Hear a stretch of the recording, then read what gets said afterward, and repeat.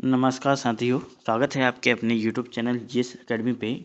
जो हमारी कुमाऊनी और गढ़वाली लोकोक्तियों और कहावतों की सीरीज चल रही है, जिसके 3 भाग अपलोड हो चुके हैं और आज भाग रहेगा 4, जिसमें क्वेश्चनों की संख्या रहेगी 20। अगर चैनल पर पहली बार आए हैं तो सब्सक्राइब करें और लाइक करें वीडियो को, और कैसी लग रही है अपना फीडबैक ज़रूर दें कमेंट में। तो ये सीरीज शुरू करने का मकसद ये है कि जो हमारे कुमाऊनी और गढ़वाली लोकोक्तियाँ पूछी जा रही है पेपर में, उसका वेटेज काफ़ी ज़्यादा बढ़ गया है। तकरीबन 8 से 9 क्वेश्चन यहाँ से डेफिनेटली पूछे जा रहे हैं, वो भी हिंदी के पोर्शन में। अगर हम उत्तराखंड के पोर्शन में उसको जोड़ें तो उनकी संख्या और ज़्यादा बढ़ जा रही है। तो उसी को मद्देनज़र रखते हुए ये सीरीज हमारी शुरू की है और 4 भाग ये आज रहेगा। 3 भाग काफ़ी अच्छा रिस्पॉन्स आपका रहा, इसी को कंटिन्यू कर रहे हैं। तो आज की वीडियो में भी कुछ इंटरेस्टिंग कहावतें हम देखेंगे। चलिए शुरू करते हैं आज की वीडियो। जो कहावत 50 की थी हमने, वो हो गई थी, जिसमें दिया था जैक ब्यावीक मुखलय न लिया, मतलब जिसकी शादी है तो उसके पास न लाना। और भावार्थ बन रहा था इसका, विषय वस्तु पर बात न करना। इसका जो भावार्थ है वो ये बनना था। ये हमारा कंप्लीट हो गया था। आज बढ़ेंगे हम लोकोक्त संख्या 51 की ओर और अ, शुरू करते हैं आज का पहला लोकोक्ति, जिसमें देखिए है अल्लो गुमान आटा बिसार। और जिसका जो अर्थ है, अर्थ क्या बनेगा? अर्थ बनेगा बिना मतलब का घमंड आटे का बिसार, मतलब बिना मतलब का घमंड करना। और बिसार जो बोला जाता है, ये बोला जाता है जो जब हम कोई दाल बनाते हैं, जो आटे का घोल बना के उसमें डाला जाता है ताकि दाल जो है वो गाढ़ी हो जाए, उसके लिए प्रयोग किया जाता है और उसको कुमाऊनी में बोला जाता है बिसार। और इसका जो भावार्थ है, भावार्थ क्या बनेगा? भावार्थ बनेगा प्रदर्शन प्रिय होना। इसका जो भावार्थ बनेगा वो ये बनेगा, प्रदर्शन प्रिय होना। और बढ़ते हैं हम लोकोक्ति संख्या 52 की ओर, जिसमें दिया गया है गौ लक्षण गौनाड़ है। जो गांव के लक्षण है वो गौनाड़ से दिख जाते हैं। गौनाड़ बोला जाता है वो मल त्यागने वाले, खुले में शौच करते हैं जहाँ पे गांव के निवासी, उसको गौनाड़ बोला जाता है। मतलब कितनी साफ सफाई है वहाँ, उसके हम गांव के परिप्रेक्ष्य से ही पता कर सकते हैं कि गांव का माहौल कैसा है। और इसका अर्थ क्या बनेगा? अर्थ बनना है इसका गांव के लक्षण गांव के गौनाड़ से ही पता चल जाता है। और भावार्थ क्या बनना है इसका? भावार्थ बनेगा किसी क्षेत्र के परिप्रेक्ष्य से वहाँ की सभ्यता और असभ्यता का प्रदर्शित होना। हम किसी नए क्षेत्र में अगर हम प्रवेश करें, हमें अगर साफ सफाई अच्छी मिली, तो हम कह सकते हैं कि यहाँ कुछ अच्छे लोग रहते हैं और कुछ एजुकेटेड लोग रहते हैं। अगर हम वहाँ गंदा होएगा तो हम बोल सकते हैं कि ये काफ़ी पिछड़ा हुआ है। मतलब सीधा शाब्दिक अर्थ ये है इसका, क्या है? गौ लक्षण गौनाड़ है। बढ़ते हैं लोकोक्ति संख्या 53 की ओर,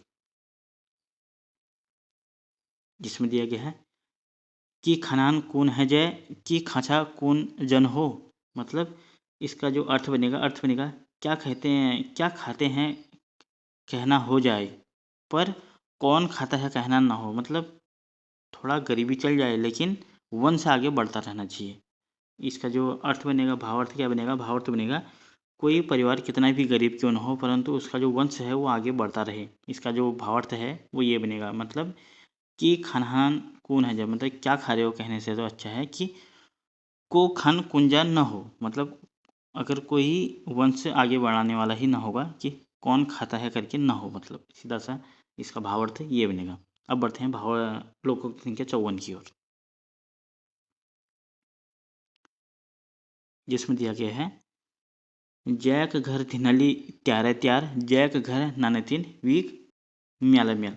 और इसका जो भावार्थ है, भावार्थ क्या बनेगा ना, अर्थ ले लेते हैं पहले, माफ़ कीजिएगा। अर्थ बनेगा इसका जिसके घर धिनाली, मतलब गाय, दूध देने वाली गाय भैंसें हैं, तो उसके घर में प्रत्येक दिन त्यौहार ही त्यौहार। और जिसके घर में बच्चे हैं उसके घर में मेला ही मेला।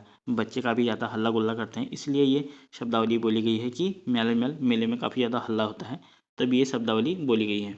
और इसका जो इस बड़े से लोकोक्ति का जो भावार्थ बनेगा वो क्या बनेगा? खुशहाली होना। मतलब हर चीज़ से संपन्न, जैसे खुशहाली होना, थिनाली भी है, खाने पीने के भी, और बच्चे से भी संपन्न है। मतलब बढ़ते हैं लोकोक्ति संख्या 55 की ओर,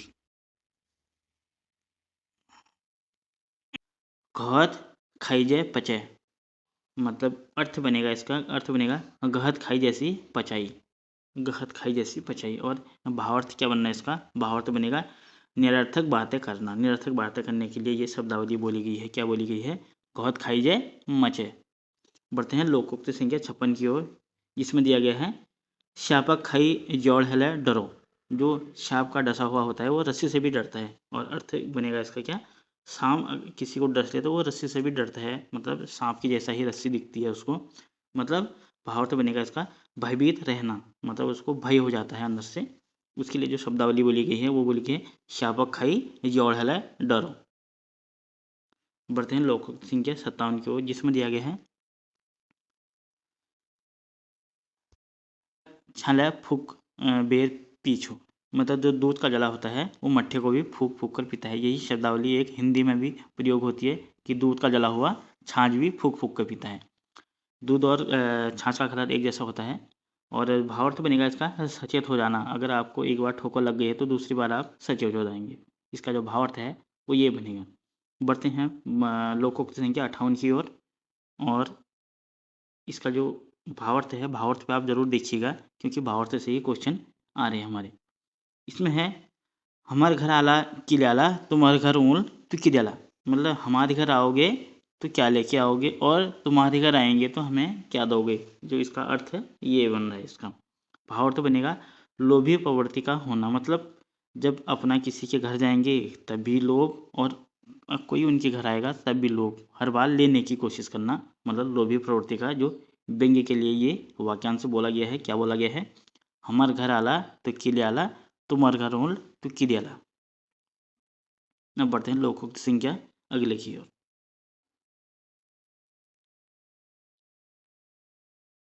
जिसमें दिया गया है खुर बुलाइए को आगो तुल बुलाइए की बुआरी। और जो इसका अर्थ बनेगा, अर्थ क्या बनेगा इसका? अर्थ बनेगा खुर बुलाई हुई आग और तंग की हुई बहू। और इसका जो अर्थ है वो ये है। और इसका भावार्थ क्या बनेगा?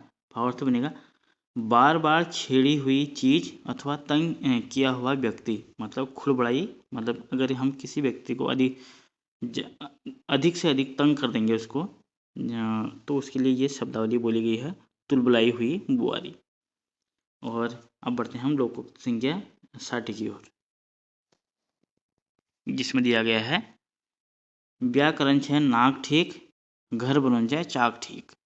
और इसका जो अर्थ है वो अर्थ बनेगा विवाह करते हो तो नाक पर नज़र, घर बनाते हो तो चाक पर नज़र। चाक बोला जाता है बारामदा, मतलब चौड़ा सा बारामदा पर नज़र हो। और भावार्थ बनेगा इसका बाहरी आवरण पर ध्यान जाना। जो बाहरी आवरण पर है उससे जो ध्यान जाना के लिए जो लोकोक्ति है वो बोली गई है ब्याह कर तो नाक ठीक, घर बनो तो चाक ठीक। अगर हम शादी करते हैं तो उसकी नाक ठीक होनी चाहिए और घर बनाते हो तो उसका बरामदा अच्छा होना चाहिए।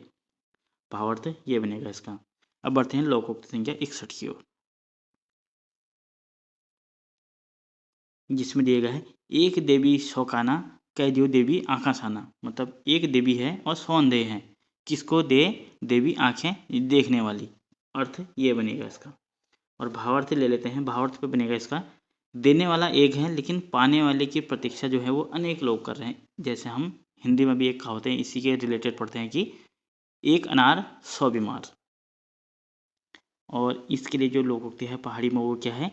एक देवी शौकाना कह दियो देवी आँखा साना। किसको दे आँखें देवी देखने के लिए, ये बोला गया है। इसका अर्थ है। अब बढ़ते हैं लोकोक्ति संख्या 62 की ओर, जिसमें दिया गया है कभे नहीं पायो चबे चबे खायो। ये भावार्थ है। और अर्थ ले लेते हैं इसके कभी नहीं मिला चबा चबा के खाया। और भाव अर्थ ये बनेगा इसका। और भावार्थ क्या बनेगा इसका? स्थिति परिवर्तित होने पर मनुष्य का व्यवहार बदल जाने पर ये व्यंग्य बोला गया है। क्या बोला गया है? कभी नहीं खायो, कभी नहीं पायो चबे चबे खायो। मैं कभी नहीं पाया है और जब भी मिला है उसको अच्छे से चबा चबा के खाया है। अब बढ़ते हैं लोकोक्ति संख्या 63 की ओर, जिसमें देखे हैं अति खान भसम जान। और अर्थ क्या बनेगा इसका? अर्थ बनेगा बहुत ज़्यादा खाना भस्म हो जाना। मतलब भावार्थ बनेगा इसका। भावार्थ पे ले लेते हैं। इसमें देखा किसी भी वस्तु की अति से होने वाली हानि। मतलब अति से भी अति हो जाना। और अति से होने वाली जो हानि के लिए बोला गया है शब्दावली वो बोला गया है अति खान भसम जान।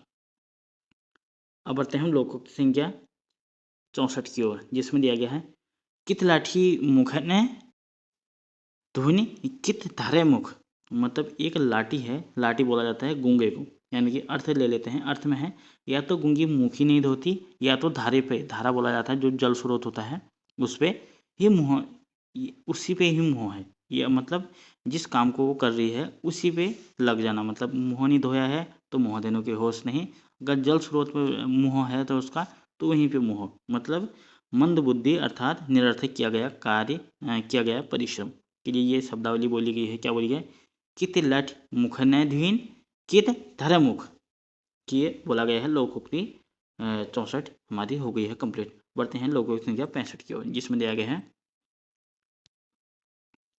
अकल से उम्र से भेंट नहीं हुई, अकल और उम्र की भेंट नहीं होती है, ये अर्थ ये बनेगा इसका। और इसका जो भावार्थ ले लेते हैं, भावार्थ ले लेते हैं अनुचित समय पर अच्छा अवसर मिलकर भी उसका लाभ न उठा पाना, इसके लिए जो भावार्थ है वो ये बनेगा। मतलब उम्र जाने के बाद हमें पता लगता है कि हमें पीछे हमने वो गलतियाँ की थी, मतलब उस समय अकल नहीं आती कि हमने ऐसा करना चाहिए था, कि हम अगर उस टाइम पे तैयारी कर लेते तो हमारी जॉब उसी समय पे लग जाती। इस तरीके से मैं आपको एक उदाहरण के तौर पे बता रहा हूँ। इसके लिए जो लोकोक्ति है वो क्या बोलेगी? अकल की उम्र से भेंट नहीं हो। अब बढ़ते हैं लोकोक्ति संख्या अगले की ओर। इसमें कुछ लोकोक्तियाँ जो है वो मिस हो गई है, उसके लिए मैं माफ़ी चाहता हूँ। और 65 के बाद हम सीधे बढ़ रहे हैं लोकोक्ति संख्या 72 की ओर, जिसमें दिया गया है कुकुर मुख लगायो दुख पायो। अगर कुत्ते को आप मुंह लगाओगे तो वो दुख पाएगा, मतलब आपको दुख देगा। और भावार्थ क्या बनेगा? भावार्थ बनेगा कम अकल व्यक्ति को अधिक स्नेह करने पर उसका जो गलत फायदा उठाने लगता है, फिर कारण दुख मिलना स्वाभाविक है। मतलब आप किसी ऐसे व्यक्ति, कम अकल वाले व्यक्ति को या ज़्यादा स्नेह दिखाते हैं, अगर वो उसका ज़्यादा फायदा उठाता है आपको दुख मिलेगा ही उसका। मतलब कुकुर मुख लगाइयो दुख पायो, अगर कुत्ते को मुंह लगाया तो दुख पाना स्वाभाविक है। अगली कहावत की ओर बढ़ते हैं, जिसमें दिया गया है बखत पराग ब्याल बखत पराग च्योल। और अर्थ ले लेते हैं। अर्थ है इसका समय पर की बेल समय का पुत्र, समय पर का पुत्र। और भावार्थ बनेगा इसका समय पर किया गया जो कार्य ही दुखदायी और फलदायी होता है। मतलब जिस समय कार्य को हो जाना चाहिए उस समय वो कार्य हो गया हो तो वो फलदायी होगा। मतलब आपकी शादी अच्छे समय हो गई और आपकी औलाद भी अच्छे समय हो गई, इसके लिए ये व्यंग्य बोला गया है। क्या बोला गया है? बखत पराग ब्याल बखत पराग च्योल। अब बढ़ते हैं लोकोक्ति संख्या अगले की ओर, जिसमें दिया गया है 8 जो बकरी 9 ढाकरी। 8 जो बकरियां हैं और 9 उसके जो गडरियां हैं वो 9 हैं। और अर्थ ले लेते हैं। अर्थ है इसका 8 जो बकरियां 9 ढकरिए। मतलब भावार्थ किसी कार्य में हेतु आवश्यकता से अधिक लोगों का एकत्र होना, जिसके लिए ये व्यंग्य बोला गया है 8 जो बकरी 9 ढकरी। 8 तो बकरियां हैं और उसको चलाने वाले और भी 9 हैं, ये व्यंग्य इसके लिए बोला गया है। भावार्थ पे जरूर ध्यान दीजिएगा। अब बढ़ते हैं लोक संख्या 75 की ओर,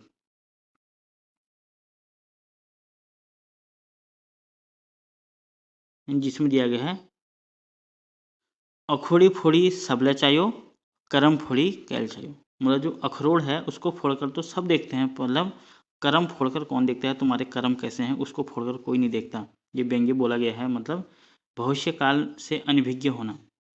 और इसके लिए जो लोकोक्ति है वो भविष्य काल में अनभिज्ञ होने के लिए क्या बोली गई है? अखोड़ी फोड़ी सबला चाहियो करम फोड़ी कैल चाहियो। इसके लिए जो लोकोक्ति है वो ये बोली गई है। अब काने काना एक मड्डा, और जो इसका अर्थ है, अर्थ क्या बनेगा इसका? अंधे अंधे एक ही मड्डा। मतलब मड्डा बोला जाता है तो घास लाने का जो स्थान है उसके लिए मड्डा शब्द का प्रयोग होता है कुमाऊनी में। और भावार्थ ले लेते हैं। भावार्थ है इसका मूर्ख का शुभचिंतक भी मूर्ख ही होना। जो इसका भावार्थ है वो ये बनेगा। और इसके लिए जो लोकोक्ति है वो क्या बोली गई है? वो बोली गई है काने काना एक ही मड्डा। और लोकोक्ति संख्या 77 की ओर, जिसमें दिया गया है एक गडोल 100 रडोल। एक जो गडोली है, मतलब गंगोली हाट का एक व्यक्ति के लिए एक व्यंग्य बोला गया है एक गडोला 100 झमेला, मतलब एक जो गडोला है वो 100 लोगों पे भारी पड़ता है, मतलब एक गडोला 100 लोगों पर उलझ सकता है। इसके लिए जो व्यंग्य बोला गया है, मतलब भावार्थ ले लेते हैं। भावार्थ ऐसे है, क्षेत्र विशेष के लोगों के चातुर्य पर यह व्यंग्य बोला गया है, मतलब गोंगली हाट के लोगों के लिए एक व्यंग्य बोला गया है, जिसमें यह है एक गडोला 100 रडोला। लोकोक्त संख्या 78 की ओर,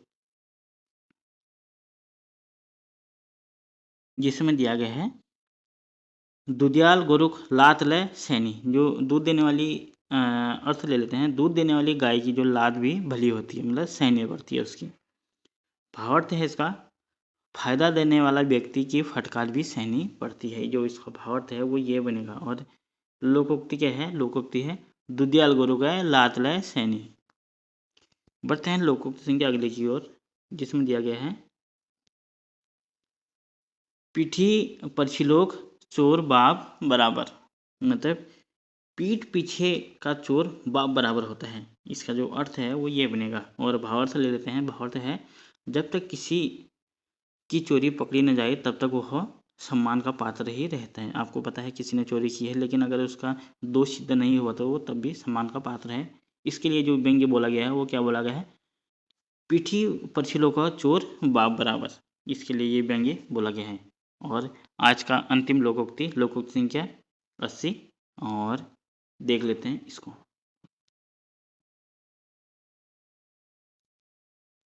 यह वो बोला कुंची कै माडची, और अर्थ ले लेते हैं। अर्थ है इसका कहती है सुनवा मांगती है, अर्थ ये बनेगा इसका। और भावार्थ ले लेते हैं इसका। भावार्थ क्या बनेगा इसका, भावार्थ बनेगा अपने आप में बुराइयां होकर भी दूसरे की बुराइयां गिनवाकर बदले में अपना भेद खोलना। आप दूसरे की बुराइयां गिनवा रहे हैं तो दूसरे ने आपके ही भेद खोल दिया कि आप में भी ये तो ऐसा ऐसा है, ऐसी कमियां हैं, अब वो ऐसा बोल सकता है आपको।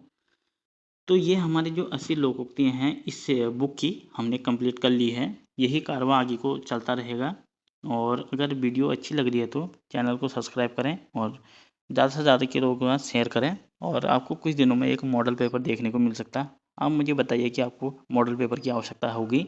जो मैंने डिफ़ाइन किया है कुल जो यूके SSS का यूके नया पैटर्न पर आधारित कोट वाले क्वेश्चन भी रखे हैं, और कुमाऊनी और गढ़वाली लोकोक्तियाँ की संख्या भी रखी है, उसमें कुछ प्रश्न उसके भी ऐड किए गए हैं। तो 100 नंबर का होने वाला है और वीडियो वो काफ़ी लंबी होगी, और अपना आप आकलन भी कर सकते हैं। मॉडरेट और इजी लेवल का बनाया गया है पेपर।